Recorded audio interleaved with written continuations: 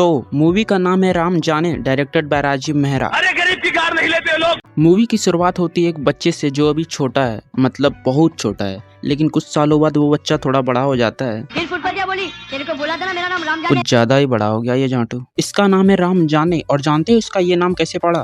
बाबा मेरा नाम क्या है? राम जाने। अरे वाह।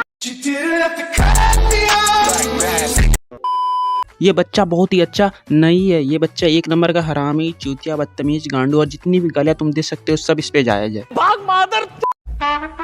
ये बच्चा बहुत ही गरीब है। इसके पास बनियान तक के पहनने के पैसे नहीं है, लेकिन ये बंदा कोट पहनता है। सही पकड़े हैं। एक दिन छोटा एसआर के चोरी करते हुए पकड़ा जाता है पुलिस से। पुलिस करती है पूरी ठुकाई और भेज देती है बाल सुधार केंद्र। लेकिन ये है इस फिल्म का मेन हीरो। इतनी सिक्योरिटी के बावजूद ये दो फटिया दो माले से कूदकर बिना किसी इंजरी के बाल सुधार केंद्र से भाग जाता है। अब छोटा एसआर के बड़ा हो गया है और हैंडसम भी, और कितना बदल गया है ना ये। लेकिन इसकी एक चीज नहीं बदली, ये पहले भी लड़कियों की बहुत इज्जत करता था और अब भी करता है।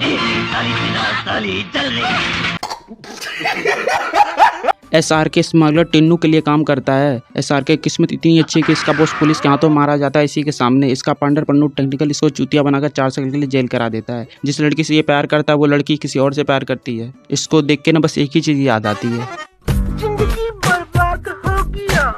4 साल बाद एसआर के जेल से बाहर आ जाता है और अपने बचपन के दोस्त मुरली के साथ रहने लगता है। और वहीं इसकी मुलाकात जूही से होती है। एसआर के लाइक एसआर के जूही के देख के इमेजिन करने लगता है। एक गाना बच्चे सब फुटबॉल खेल रहे होते हैं, तभी एसआर के फिर से जूही को देख के इमेजिन करने लगता है। एक गाना एसआर के का दोस्त मुरली की एंट्री होती है तो फिर एक गाना। एसआर के जूही को घुमाने लेके जाता है तो फिर एक गाना और फिर तुम लोगों ने कभी गौर किया ये लोग हमेशा इमेजिनेशन में नाचते ही रहते हैं। कभी बैठकर बात करते हुए देखा है, खाना खाते हुए या कॉफी पीते या कुछ भी नाचने के अलावा? अजी घंटा देखा होगा। Exactly. एसआर के जाते हैं पन्नू के पास धंधे से अपना कट मांगने, क्योंकि पन्नू ने एसआर के को जुबान दी थी। इधर बाहर सारा धंधा फिर से जमा लेगा। जब भी तू लौट के आएगा तो तुझे पका पकाया मटन बिरयानी मिलेगा। पन्नू धंधे से कट दे दे मेरा, लंड ले ले मेरा। पन्नू एसआर के को पेलने के लिए गुंडे भिजवा देता है, लेकिन एसआर के गुंडे लोग का चूतिया काट के पन्नू को पेल के इंपॉर्टेंट डॉक्यूमेंट लेके निकल जाता है। लेकिन अगले दिन मेन विलन ग्रोवर साहब एसआर के को जेल करा देते हैं। तभी पन्नू रिवील करता है, अरे मरवाहू के फाऊ, वो घोटाले, बैंक घोटाले के सारे पेपर्स, वो फॉरेन बैंक के कोड अकाउंट्स, वो चिट्ठियां, वो डायरियां, सारी की सारी उसके कब्जे में। ग्रोवर साहब का दिमाग खनकता है। वो एसआर के को जेल से बाहर निकलवाता है और साथ ही उसका मुंह बंद रखने के लिए एसआर के को पैसे भी देता है। वो पेपर और डायरियां ला के हमारे हवाले कर दो। चल बोजड़ी के।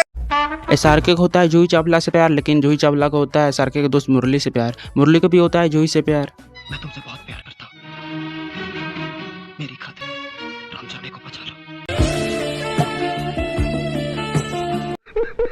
मुरली एसआर के का दोस्त, वो बच्चों के साथ जहाँ पे रहता है वो जमीन करोड़ों की प्रॉपर्टी है। अब वो जमीन ग्रोवर साहब को चाहिए, लेकिन मुरली तो जमीन देने से रहा, ऊपर से ये मीडिया में ग्रोवर साहब को एक्सपोज करने लगता है। राम जाने को 1 करोड़ रुपया क्यों दिया? ये सवाल हर रोज दोहराऊंगा, हर जगह दोहराऊंगा। पन्नू ग्रोवर साहब को एक सुझाव देता है कि मुरली को टपकाना पड़ेगा, नहीं तो वो हमारे अल लगा देगा। एसआर के इज लाइक, अगर मुरली की तरफ किसी ने आंख उठा कर देखा तो आंख फोड़ डालेगा, हाथ उठाए तो हाथ तोड़ डालेगा।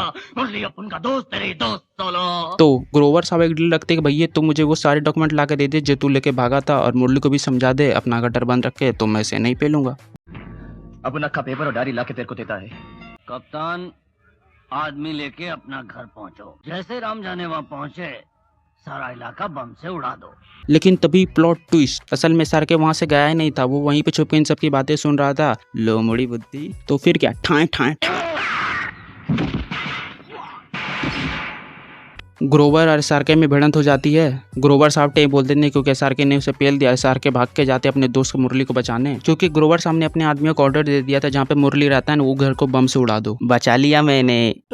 मामू और एसआर में होती है बकथोती। तेरा हड्डी बिल्कुल पोकल है रे पोकल, एकदम हलवा।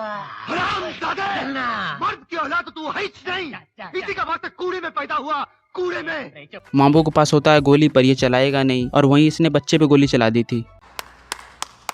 राम जाने मामू को उकसाता है, चल उठाना अपना हाथ, ताला मत की औलाद, फेंकना बंदूक। और मामू तैयार भी हो जाता है। चूतिया। अब SRK ने विलन का कैरेक्टर किया है तो इससे तो मरना बनता है। जस्ट लाइक बाजीगर, डर, रईस और जितना भी इन्होंने कैरेक्टर किया ना विलन का, डुप्लीकेट भी ले लो, साला सब में इनको मरना। सो मूवी खत्म। मूवी बहुत अच्छी थी। पसीना से लथपथ हो गया हूँ साला, हालत पंचर है। पंखा बंद किया था ना मैंने इसलिए।